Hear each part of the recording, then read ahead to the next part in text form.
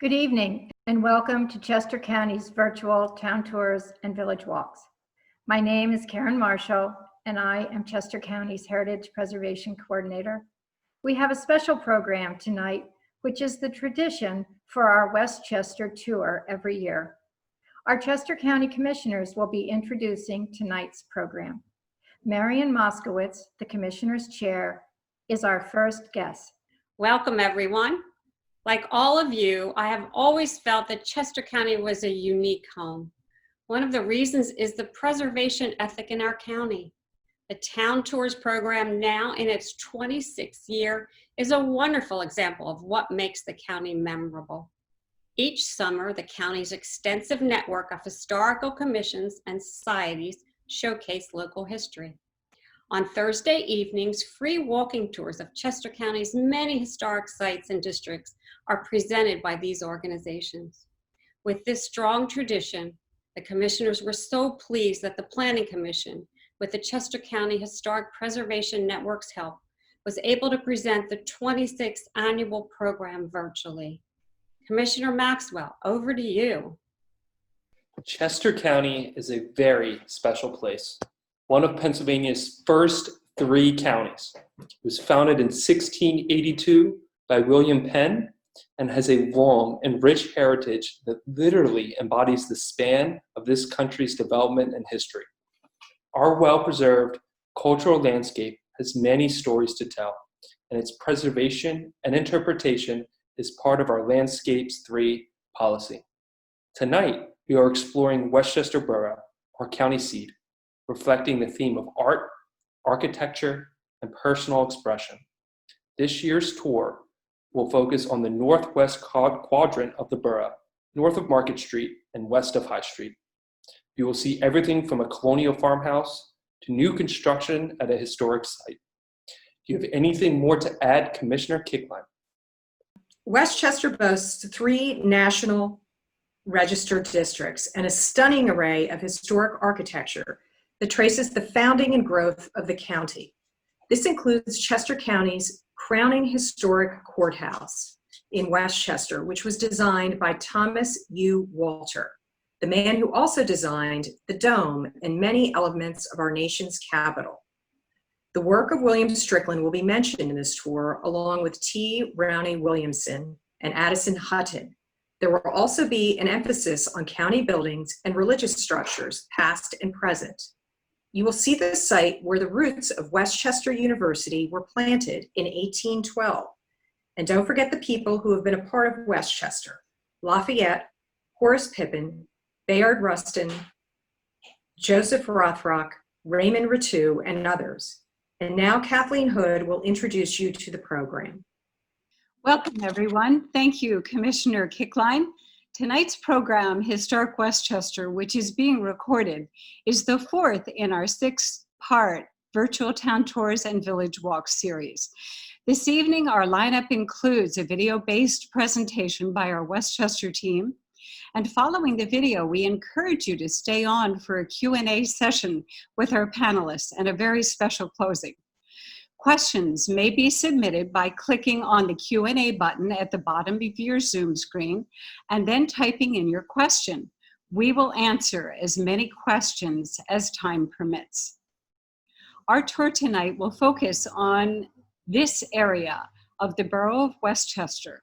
As we travel throughout Westchester, our county seat, we will be discovering Westchester's rich heritage and historic buildings that provide a vibrant glimpse into our past, as well as the present and future. So, put on your walking shoes and let's get started. Westchester is a 19th century walking town with colonial roots.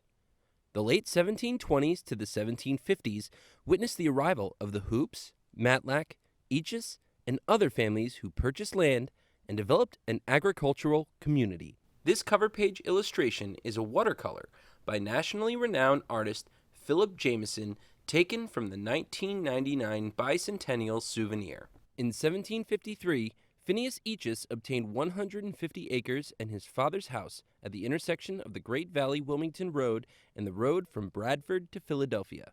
Phineas applied for a tavern license in 1761 and was turned down. He was then granted a license the following year. In 1769, John Hoops had acquired the tavern. His petition stated that he has purchased the tavern known by the name the Turk's Head in Goshen, and the house being rendered unfit for that purpose by its decay and other inconveniences thereto belonging, I built a new brick house near the other. This circa 1810 sign was painted by Thomas Sully and is at the Chester County Historical Society. As early as 1766, citizens from the interior of Chester County petitioned to have the county seat moved to a more central location. Nothing was done, and the area around Turk's Head remained a quiet hamlet. The movement started again in 1780, and the county purchased ground in East Callan Township. Nothing further happened until 1784, when the land was purchased near the Turk's Head and the East Callan land was sold. After a series of political battles between the removalists and the Chesterites, the new courthouse and a prison were completed and opened in the fall of 1786. The area was known as a county district, and in 1788, the state designated the county district as a county town. West Chester would evolve as the name of the county town, and in 1799, it was formalized as the Borough of West Chester. This 1840 illustration shows the Turk's Head on the right and the county buildings on the left as we look north on High Street from Market Street. Hello, my name is Wes Chester, and I'll be your guide on this tour. As a 300-year-old Quaker farmer, I am still pretty quick on my feet.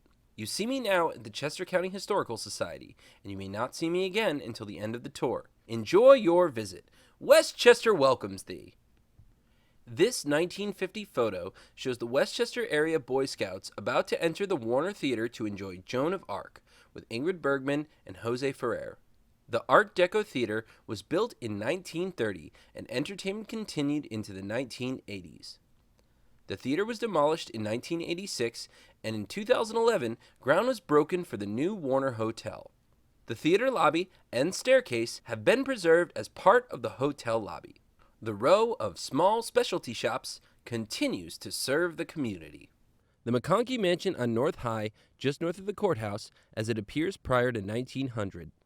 It would later be known as Assembly Hall, still later as the Courthouse Annex. It was torn down in 1963 and was replaced in 1966 with the north wing which you see. Notice the stone relief panels by Harry Rosen that represent Chester County history.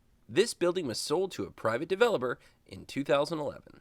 To your right at 2022 North High is the 1793 building, which is one of the oldest structures in the downtown. This 1883 illustration from Futhy & Cope shows the third Chester County Courthouse, the second in West Chester, and with original 1724 courthouse still standing today in Chester. It was designed by Thomas U. Walter, who would go on to design the dome at the U.S. Capitol. The first courthouse in West Chester was to the left or south of this one, and its clock tower was placed on Walter's Greek Revival building. Notice in the illustration the water fountain for man or beast. It is still there today.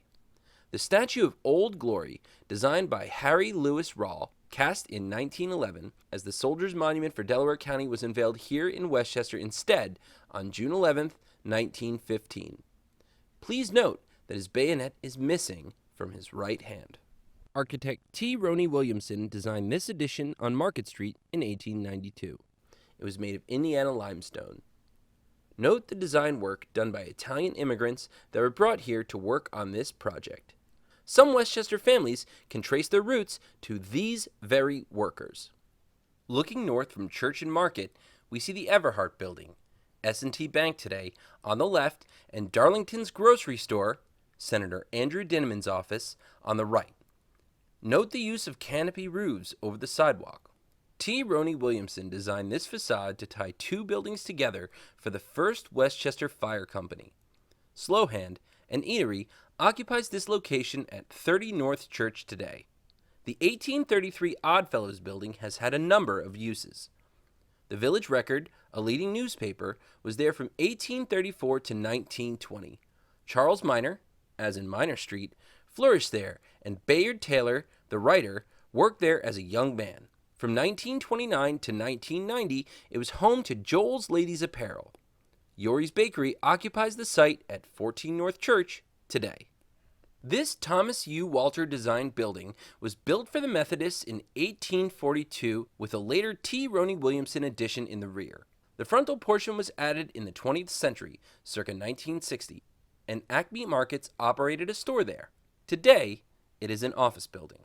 The northeast corner of Market and New was the site of Thomas U. Walter's Chester County Prison that opened in 1839.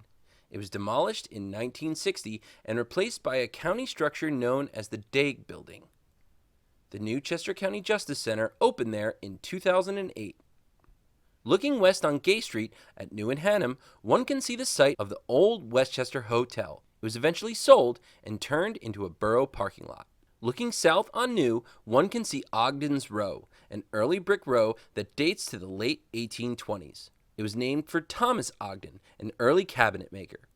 Today, it is mainly offices and apartments. Looking west, one can see the state historical marker for internationally known artist Horace Pippin.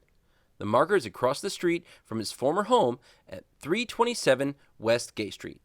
Looking northwest, the Hannum Hill Stone Row, the 300 block of Hannum Avenue, is one of three circa 1830s, 1840s stone rows in the neighborhood.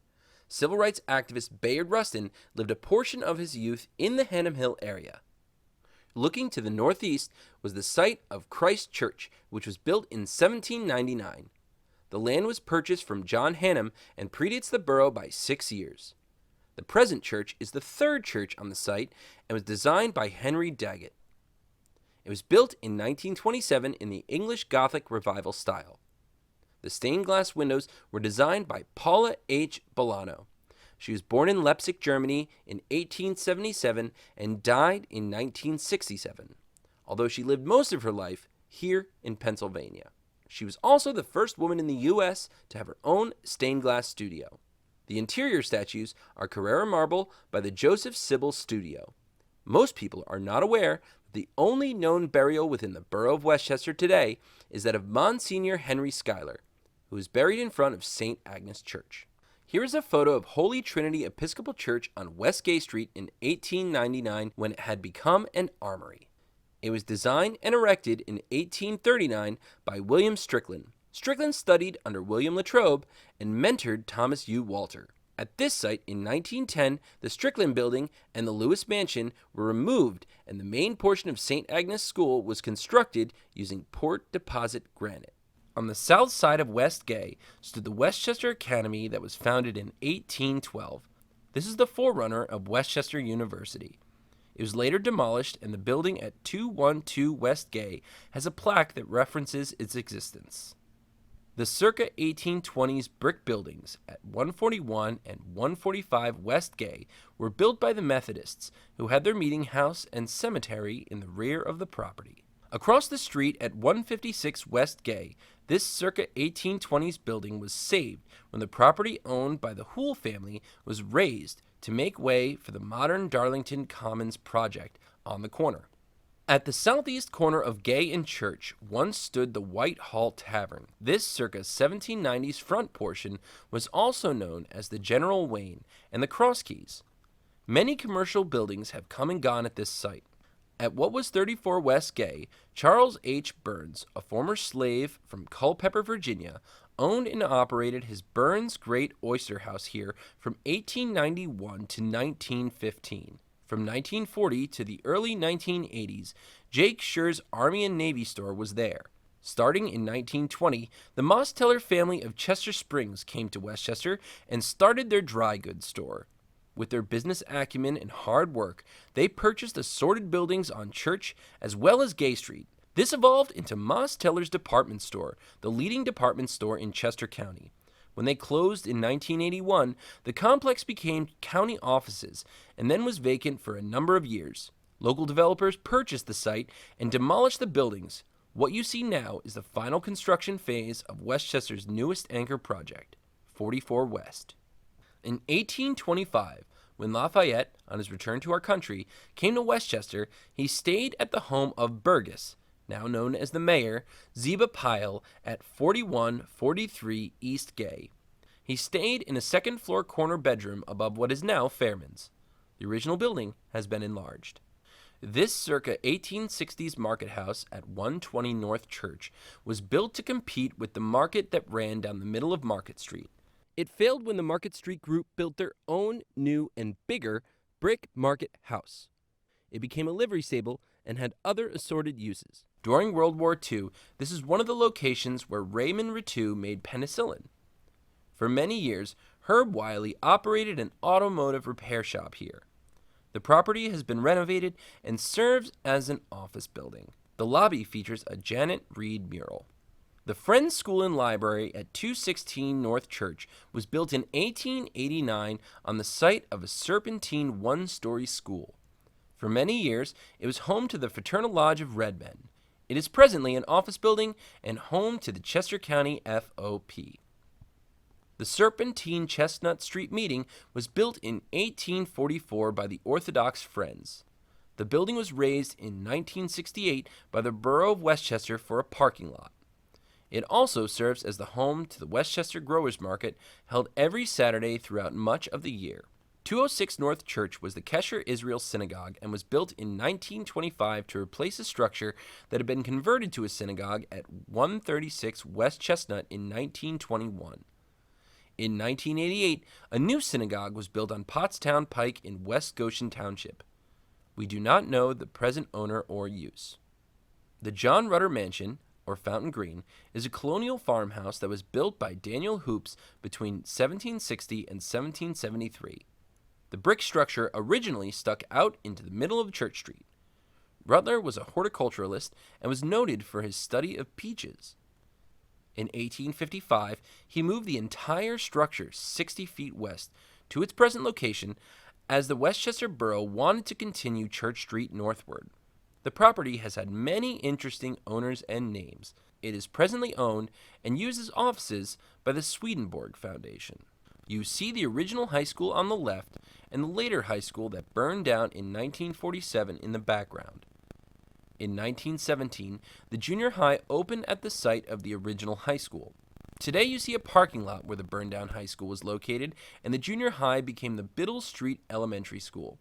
This structure is now an office and apartment complex known as Washington Square. The Auditorium School occupied the corner south of the Swedenborg Foundation and was part of the school complex located across the street. It was torn down when the Britton Square was built. Today you see the Westchester Public Library designed by T. Rooney Williamson in 1888. This Queen Anne style structure is constructed of Westchester brick and Avondale stone, with stucco work and copper accents on the tower. Also of note are 5 Tiffany-style windows. The library's roots go back to the 1815 Library Company. This is truly one of Westchester's gems.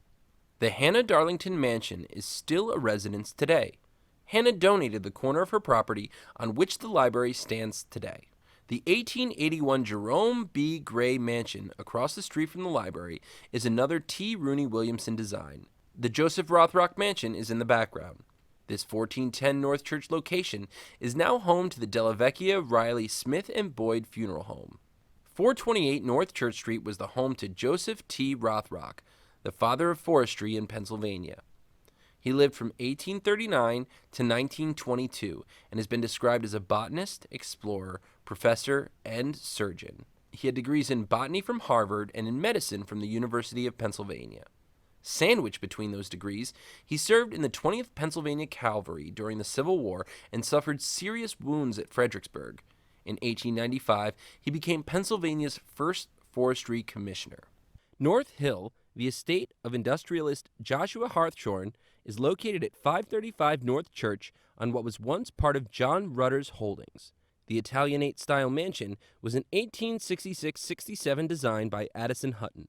In 1936-37, it was expanded upward and outward as it became the 4th location for the Barclay home. It served the Barclay until 1997 when they built a new facility in the northeast quadrant of the borough. It is presently an office building. Here is one of the 4 sisters designed by Addison Hutton, who studied under Samuel Sloan. The 4 mansions were built on the north side of West Virginia Avenue between Church and New. The 4 mansions were built on the north side of West Virginia Avenue between Church and New on land that again was once part of John Rutter's estate. All 4 were built in the early 1870s using serpentine from Brinton's Quarry located south of Westchester. In 1870, Hutton designed and built what would become as Old Main on the Normal School, now Westchester University, campus. And we end our tour across the street from where we started. I hope you could keep up with me. We're at 226 North High, home to the Uptown Nauer Performing Arts Center. This building was originally designed by Philip H. Johnson in 1916 as a National Guard facility. After the death of Major John C. Groff, the Armory was named in his honor. The military thread of units stationed here goes as far back as 1747. 2013 saw the beginning of the process of going from a state-owned armory to a community-based performing arts center. After a lot of hard work and effort, the transaction was consummated, and March 20th, 2017 would mark the grand opening. I hope you enjoyed your visit. Have a good evening.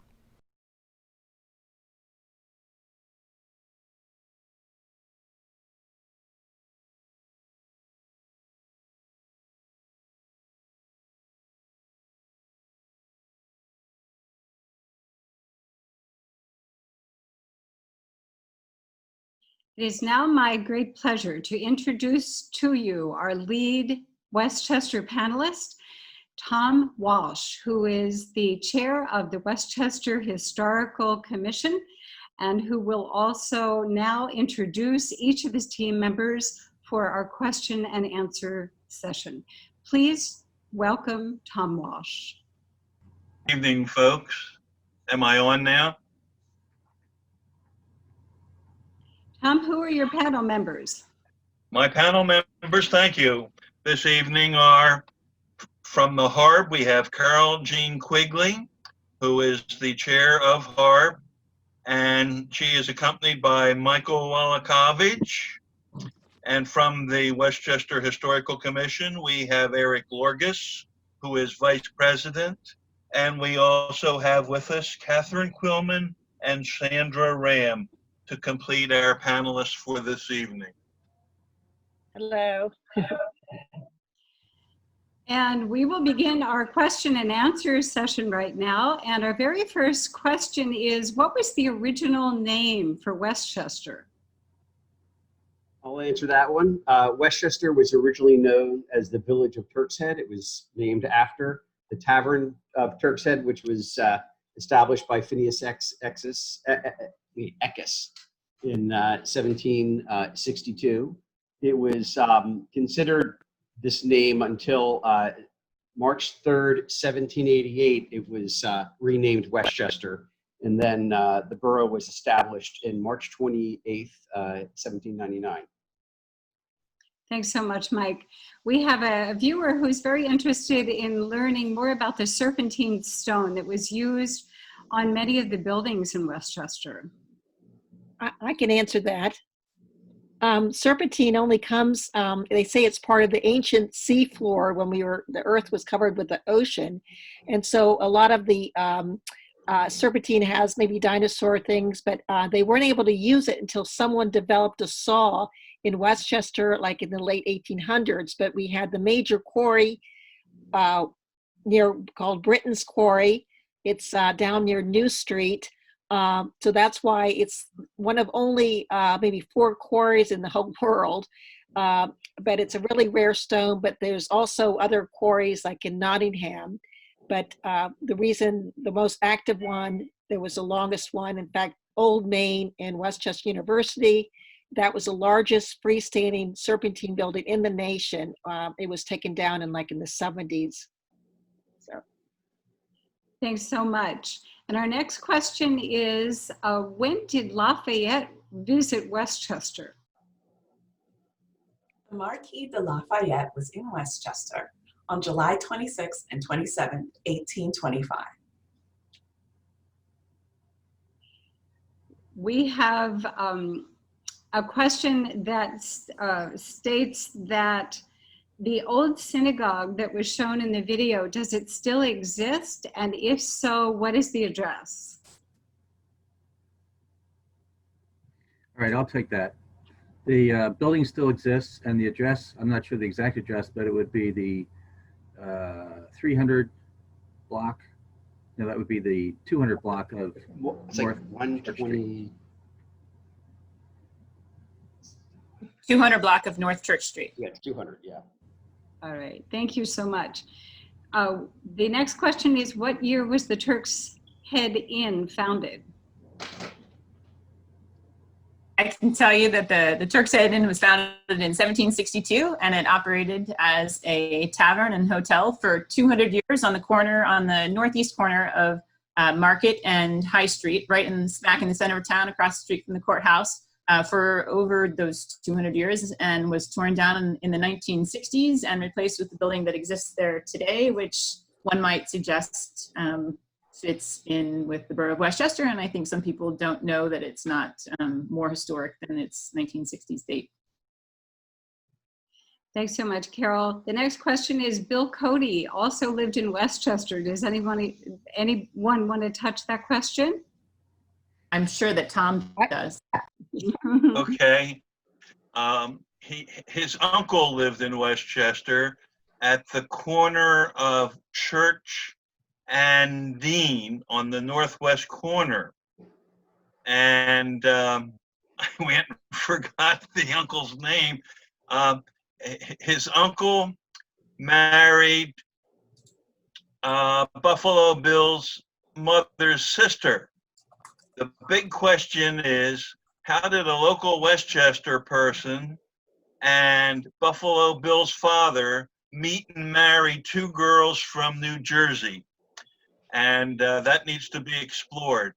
Buffalo Bill used to live up on the 100 block of East Washington Street for a period of time, and he often kept his animals in Chester County during some years during the winter hiatus for his show.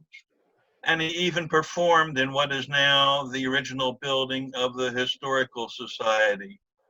And I'm sorry, maybe somebody else can remember the famous Civil War leader. Mr. Gus? Gus, yes.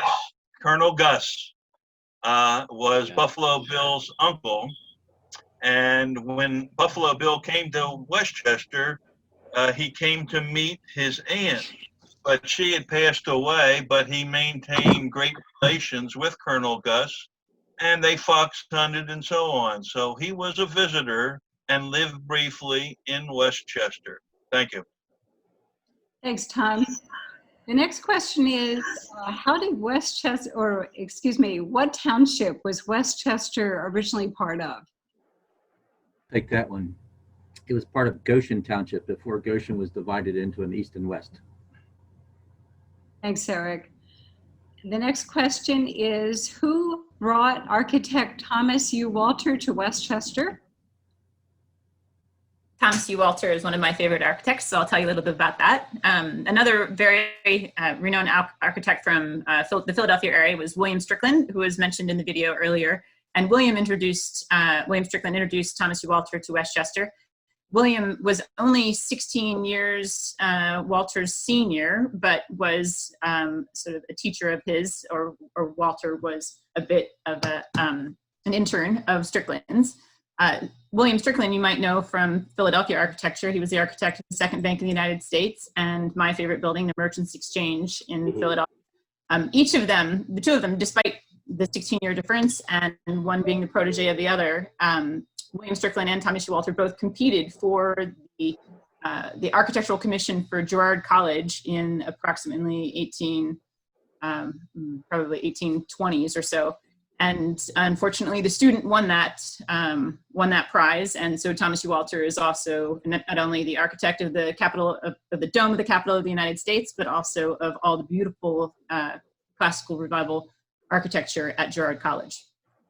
And a lot of that stone came from Whitford in Chester County, and Thomas U. Walter built a little railway to transfer the quarry stone over to the main line so it could be shipped into Philadelphia for the Girard. It was a type of marble. bluish, I think, marble that he used for some of the buildings. I wanted to, I don't know if I can add something that I find personally fascinating, linking Strickland even to our resident architect, T. Roney Williamson, who used to live at Fountain Green here for a period of time, we talked about earlier. His first office as an architect was in William Strickland's Merchant Exchange building. So he was born in Westchester, moved to Philadelphia, was under Henry Sims for a number of years, opened his first business in the Merchant Exchange, and then came back to Westchester, where he did most of his prominent works, including the firehouse, which we covered, and the funeral home and the library. But also another neat point is the Merchant Exchange building has on top of it the Karadzic monument of Lysicrates, I don't know how to pronounce that correctly, which was Strickland, it was inspired by this monument in Greece or in Athens. And that actually does come up in some other works that Thomas U. Walters did. And this similar kind of idea was added on to Walters' Presbyterian Church in the borough a number of years ago. We have a few Henderson High graduates here online tonight. One is asking where Samuel Barber lived. He wrote music for the alma mater at Henderson. Does anyone know the answer to that? He lived on South High Street, and then he lived on Church Street on the 100 block, and there is a state historical marker on the 100 block of South Church Street commemorating his living in Westchester. And of course, he created the Westchester High School alma mater, which then became the Henderson alma mater. And I believe the same music is used for East and Ruston. So all the Westchester high schools have an original composition created by Samuel Barber. Thank you, Tom. We have another Henderson graduate from the Dean family on, and he's wondering if anyone knows how Dean Street was named. He was wondering if it might have been named after his very own family. It is named after a Dean family, and I forget the details right now. I don't know whether anybody else could pipe in. I do have some books here, but I don't have, I'm not sure if it was William or whether I'm confusing that with William Dean, who lived at the corner of Church and Union and was an editor for many years for the Daily Local News. But it goes back to the early days of Westchester when it was named for Dean. Dean, Minor, Bernard, they were all Westchester people. Thanks, Tom. When did the county seat move from Chester, PA to Westchester? Oh, I can answer that. You might be curious why we called Westchester. The name changed from Turk's Head because we are west of Chester, Pennsylvania. And that was originally the ground zero for everything for William Penn. It was called Upland. But they had, the story was, the people that were complaining and way up in Chester County, which was also including Lancaster, didn't want to drive so far to ride in their carriage all the way down to Chester. So they wanted a central location. So Mr. Hannum, who owned the hotel we saw, John Hannum, he sort of started this group to initiate this in 1785. They began, and they had petitions, and they started to raise money to build a courthouse. The first one. Well, at one point, the story was that there was a riot, but only in one account from the 1800s. But the people that were against it were the Chester, PA tavern owners, because they didn't want to have the county seat move because they would lose all this business. So they were called the Uplanders after Upland, Chester, or the anti-removalists. And they apparently got together and had their guns and everything and came all the way to Turk's Head. And as I said, there was nothing that happened. They went away peacefully. John Hannum supposedly talked them down. He was he was a American revolutionary hero, so they listened to him. But eventually, officially, it was opened, and they moved the jail, and they also moved the judge's bench by a wagon all the way from Chester to Turk's Head. And so it officially opened on March 1786. But I always wondered why we were called Westchester. It's because we're west of Chester, where the original county seat was. And Catherine, that conflict you mentioned between the Chesterites and the removalists, the Chesterites or uplanders had a barrel of whiskey with them. And when everything came to in accord, everyone partook of the liquid refreshment on both sides. Oh, that's great. Thanks so much. The next question is, what is the oldest building in Westchester? The oldest building is probably in ruins. It is sitting on this quadrant's golf course, the Westchester Golf Course on North High Street. It is a Hoops building, as was the other colonial building that you saw tonight. And it is that small building on the golf course. It is probably the oldest building in Westchester, older than the building across the street that is sometimes misdated. Tom, do you know what the oldest intact building in Westchester is? No. I thought the I don't either. Swedenborg house was. The Swedenborg The what? house. I thought the Swedenborg house was fairly the oldest. It could be. I also, the reason we have a ruin in the middle of the golf course is because at one point Goshen Road went all the way there. That was a really important road. It went through the Bradfords, what they called the Bradfords, that's Marshallton. And that's why they had a house right next to it. And it looked actually, it was still a ruin like in the 60s, but it just finally fell apart. If you go driving on High Street, look to the, if you're going towards Exton, look to the left, you'll see the little ruin there. The golfers just, golf around it. Our next question is, what was the original name of St. Agnes Church? It was called Christ Church, and back then the area was known as Chapel Hill. And keep in mind that when William Penn established Pennsylvania in 1682, he escaped persecution as a Quaker from England. So he was very passionate about establishing religious freedom in his new lands, and called it his holy experiment. So he had established the Charter of Privileges, which gave religious freedom to the Pennsylvanians in 1701.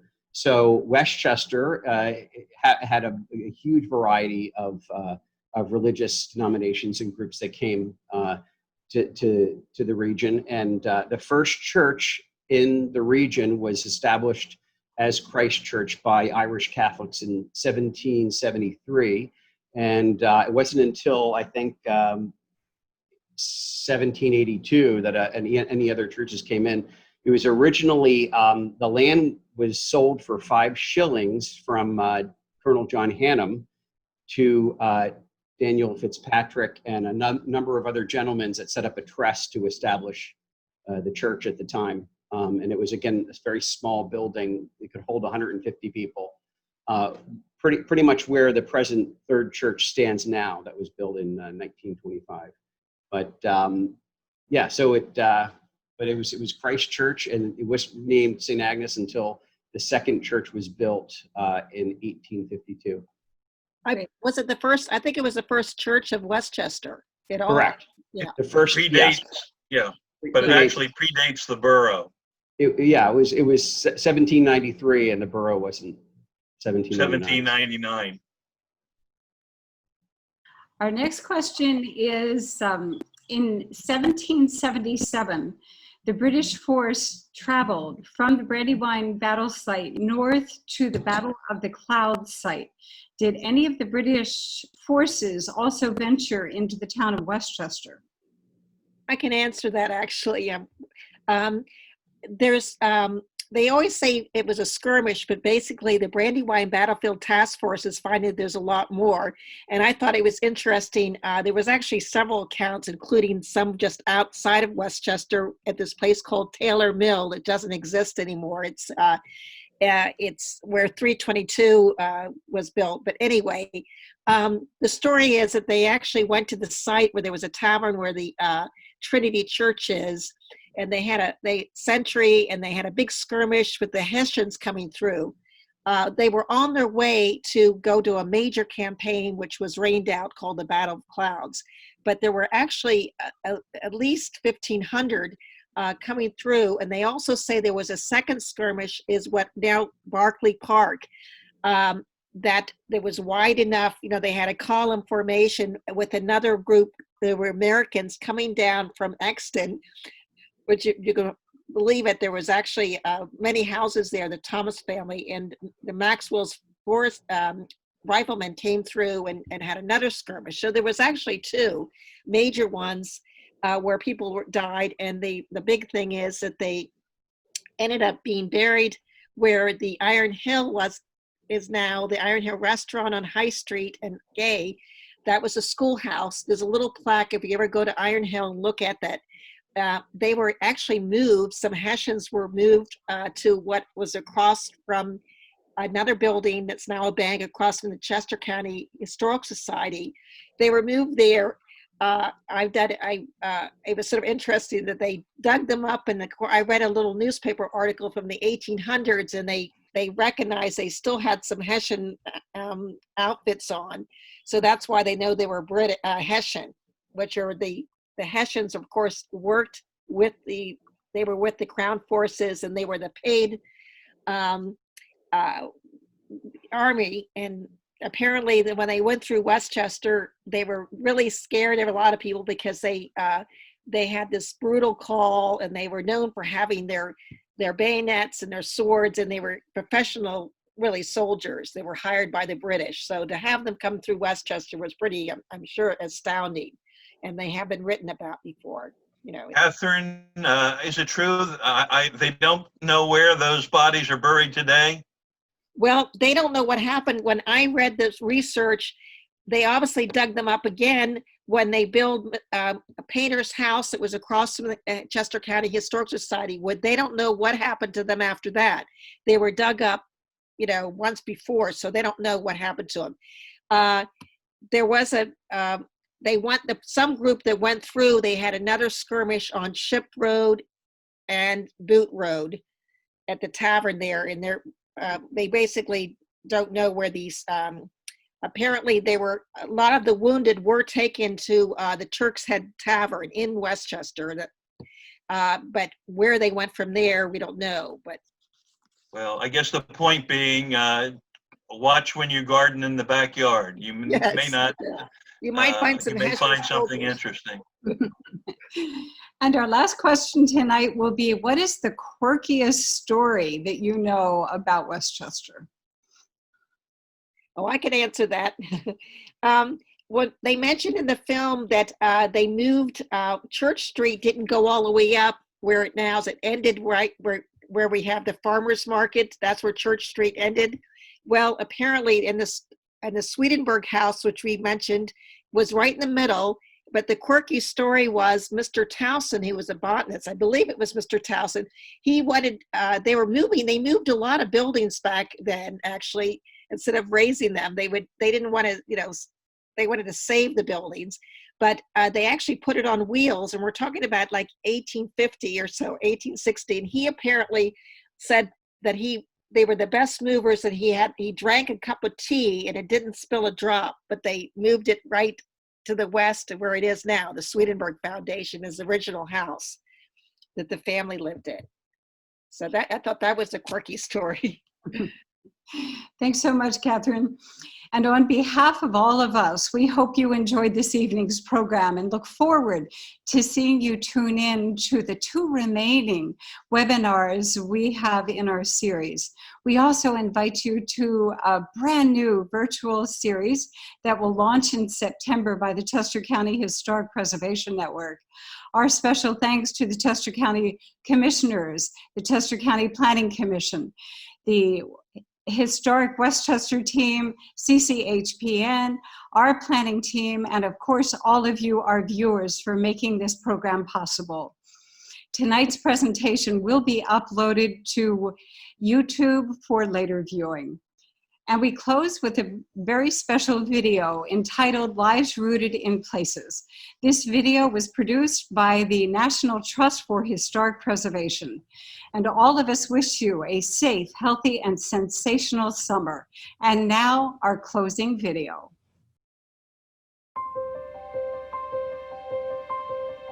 Our stories, our memories, our lives are rooted in places. Some are grand, the stuff of legends. Some are personal, known only to you. Historic places are scattered across our country, in our greatest cities, nestled among corner markets and clothing stores, or out in the fields, on mountains, at the end of dirt roads. Some have been meticulously cared for. Others have been forgotten by all but a few, who are bringing them back to life and help the rest of us to remember. All of these places shape the story of who we are, where we come from, where we're going. They remind us of what we've gone through, honoring our proudest moments and acknowledging the wounds we are still working to heal. Old places inspire us and help us to imagine what comes next. Because these places belong to all of us, we must save them for ourselves, each other, and our future together.